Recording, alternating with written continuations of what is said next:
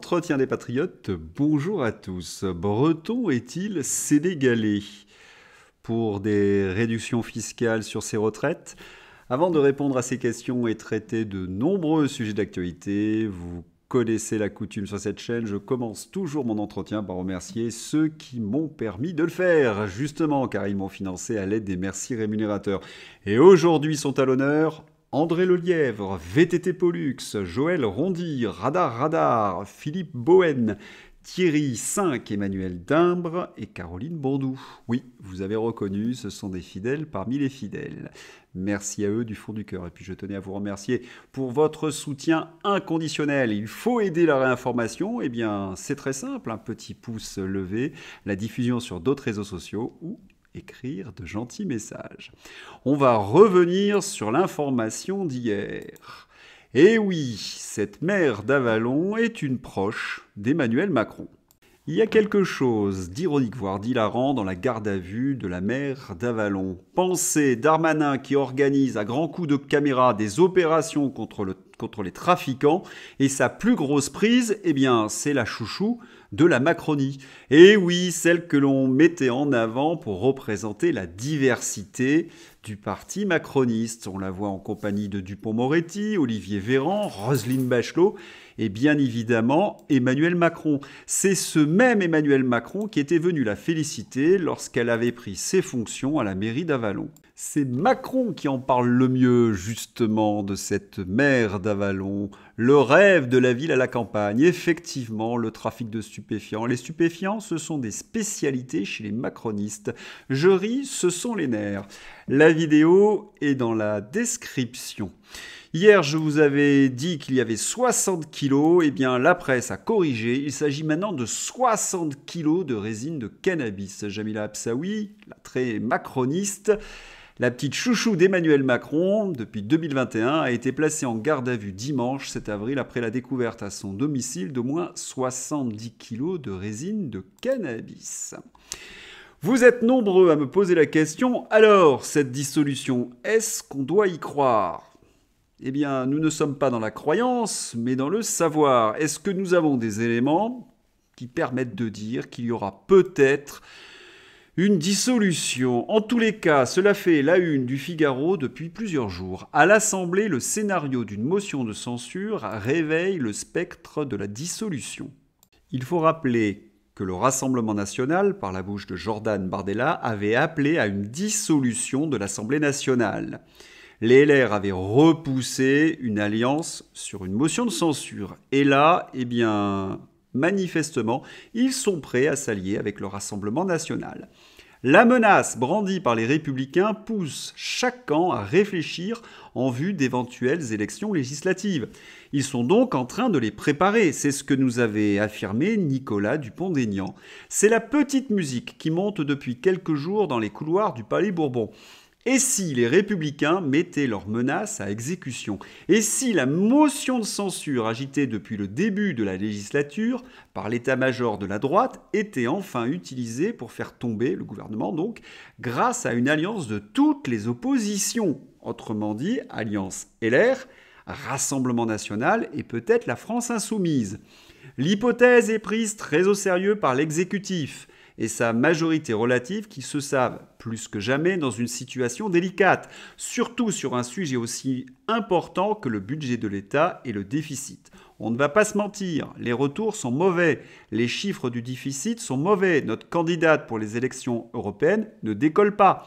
La cote de popularité du président est en chute libre. Le risque est important, admet sans embâche un cadre de la majorité. Il y a donc des éléments qui nous laissent penser que cette hypothèse de la dissolution est crédible. Mais voilà, les LR se lanceront dans l'aventure de la dissolution essentiellement s'ils ont des réserves de voix pour faire élire leurs députés. Et c'est là où le bât blesse.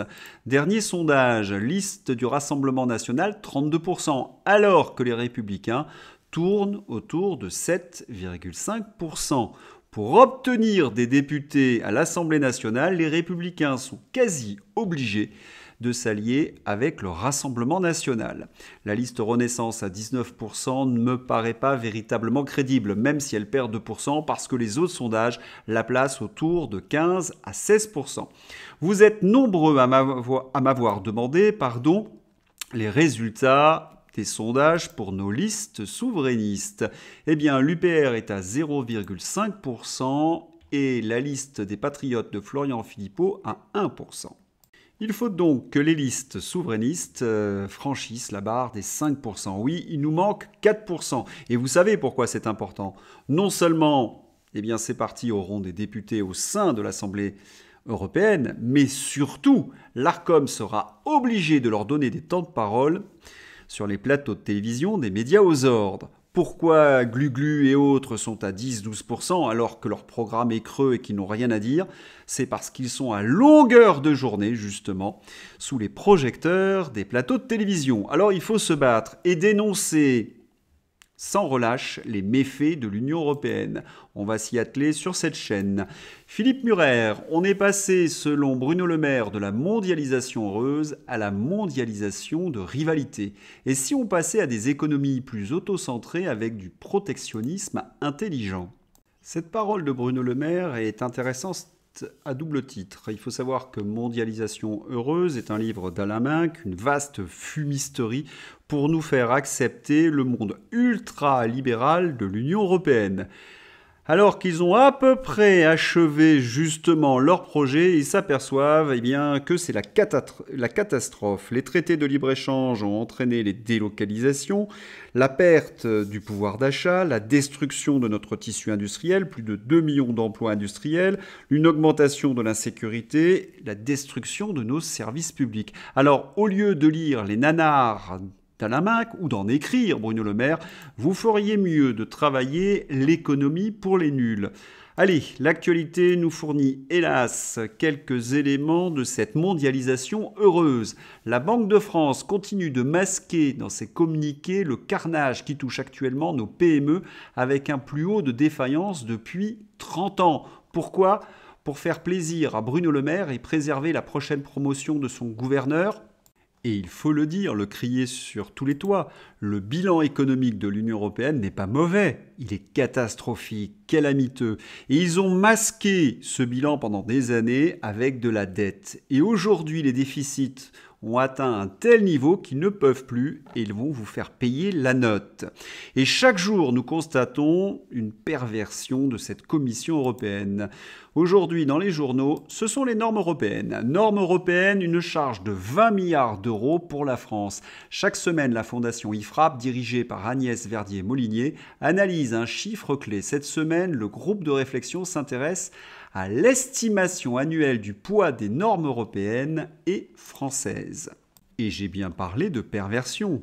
Prenons l'exemple de l'agriculture française. Nos agriculteurs croulent sous les normes, cela augmente évidemment le coût de leurs produits et ils sont en concurrence dans des traités de libre-échange avec des produits qui n'ont pas ces normes. Il faut être sacrément pervers pour imaginer un tel système. Et ils s'attaquent, ces européistes, à tout ce qui fonctionne en France.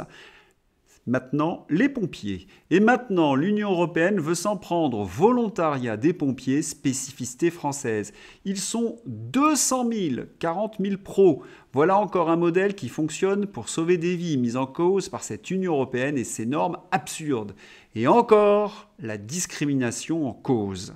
Vous remarquez que le mot discrimination, c'est toujours dans un seul sens. Et ce qu'il y a de plus extraordinaire chez ces européistes, c'est qu'ils veulent mettre en place un esclavage moderne au sein de l'Union européenne, au service de tous les exploiteurs et notamment d'un MEDEF sans valeur. Et le pire, c'est qu'ils s'en vantent comme Valérie Hayé.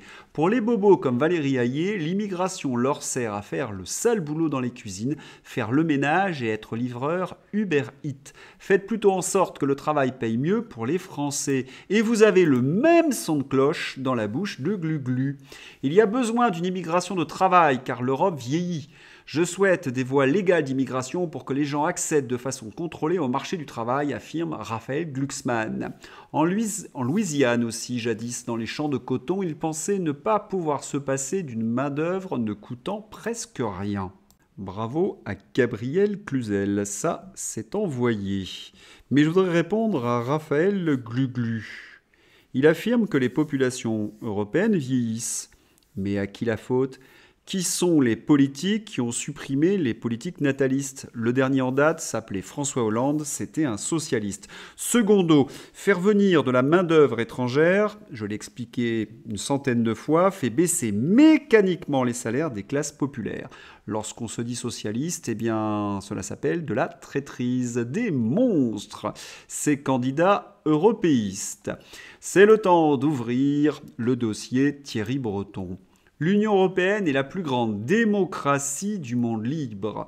Ce n'était pas un 1er avril. Florian Philippot rappelle. L'Union européenne est la plus grande démocratie du monde libre. On rappelle que l'Union européenne a souvent fait pression pour annuler les résultats des référendums nationaux. Elle ferme des médias, elle censure les réseaux sociaux, ne connaît pas la séparation des pouvoirs, est rongée par des affaires multiples de corruption et de conflits d'intérêts, donne tout pouvoir à des commissaires non élus et surpayés, est l'institution qui accrédite le plus de lobbyistes au monde.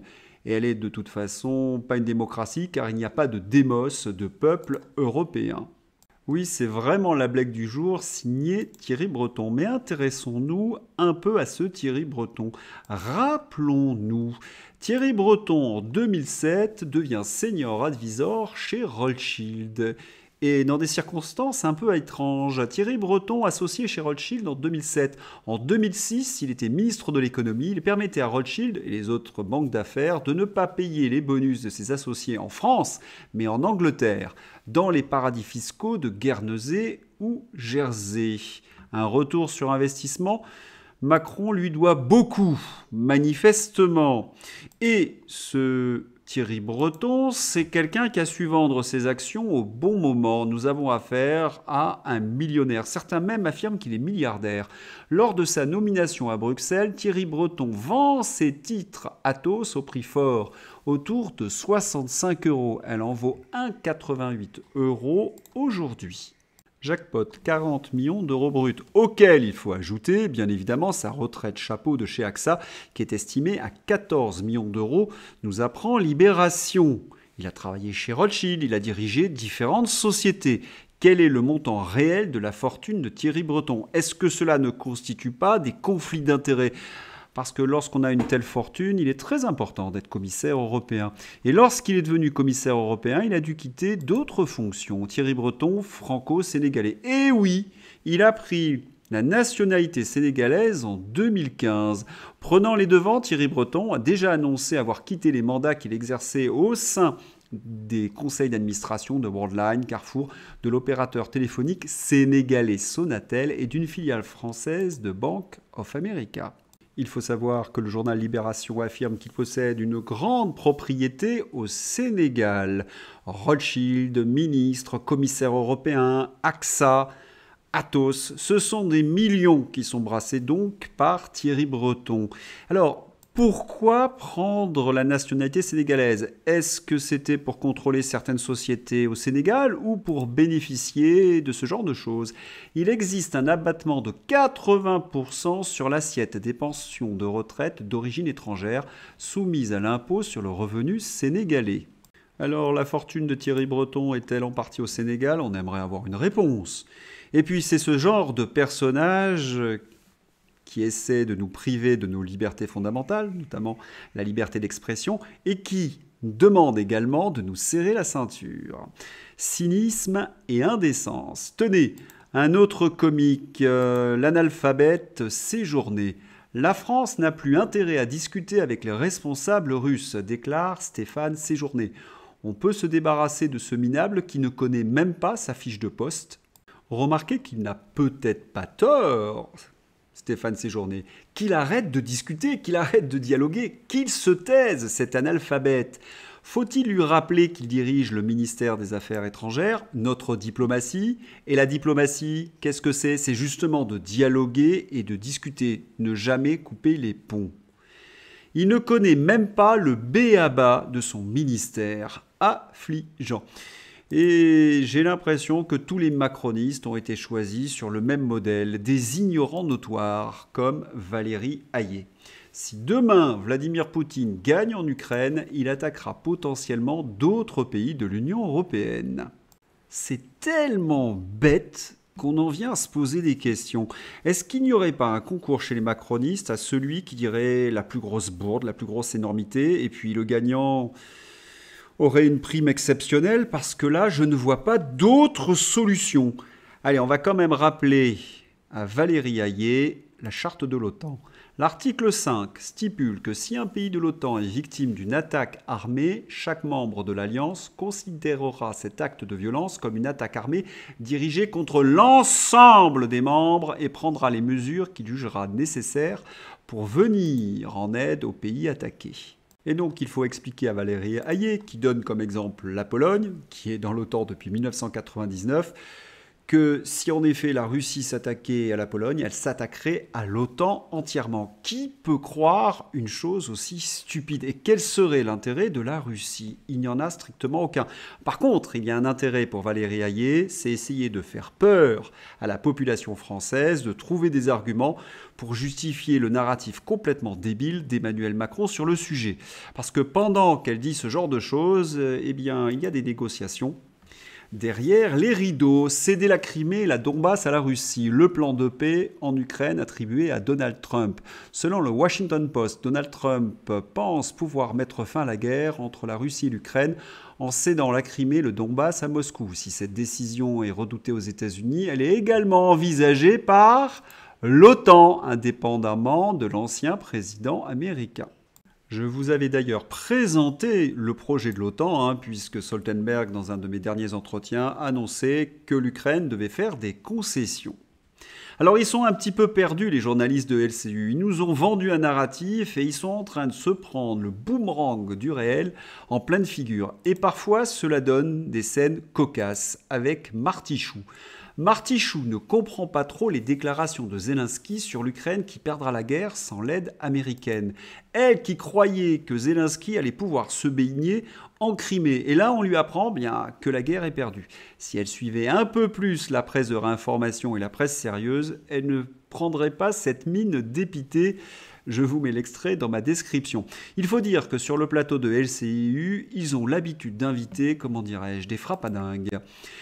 D'après Anastasia Kirilenko, journaliste russe indépendante ayant travaillé pour Radio Svoboda, et maintenant pour The Insider, équivalent de Bellingcat, c'est-à-dire le MI6, service secret britannique, d'où son statut d'agent étranger en fédération, eh bien, cette Anastasia Kirilenko nous apprend que Christelle Néant est ministre de la République du Donetsk, ce qui fait évidemment rire tous les réseaux sociaux. Mince alors, Christelle, tu m'avais caché ça. Là, les journalistes français ou autres du même acabit ont tous une grosse araignée au plafond. Je suis quand même allé vérifier cette information et je n'ai rien trouvé comme quoi Christelle Néant est ministre de la République du Donetsk. C'est dommage parce que Madame la ministre, c'est quand même pas mal. Allez, on s'amuse un petit peu. Je vous mets la vidéo dans ma description. Régalez-vous. La presse européenne s'interroge. Qui a lancé des drones sur la centrale nucléaire de Zaporijia qui est contrôlée par les Russes? Il me semble que la réponse est dans une certaine mesure dans la question. Drone ukrainien abattu à la centrale de Zaporijia. Moscou dénonce la terreur nucléaire de Kiev. Un drone ukrainien a été intercepté au-dessus de la centrale nucléaire de Zaporijia ce 8 avril, a rapporté le service de presse de la centrale. La diplomatie russe a fustigé les atteintes à la sécurité de la centrale et a appelé l'Agence atomique internationale à condamner Kiev. Il va devenir de plus en plus difficile sur le plateau de LCU de défendre le soldat Zelensky. Page fantaisie. Elle commence par une triste nouvelle. Encore une prouesse à mettre sur le compte de l'ère Emmanuel Macron. Il a reçu un peuple d'élite et il est en train d'en faire un peuple du tiers-monde. Le temps de lecture s'effondre chez les jeunes Français. Mais en même temps, cela peut se comprendre. C'est peut-être une volonté politique d'Emmanuel Macron. Il est peut-être à la recherche de nouveaux électeurs, voire un nouveau ministre des Affaires étrangères. Dernière fantaisie, Valérie Hayé. Vous savez, la reine de la galéjade, à tel point qu'en Provence, on l'appelle Hayé-Persil. Oh, le mauvais calembour.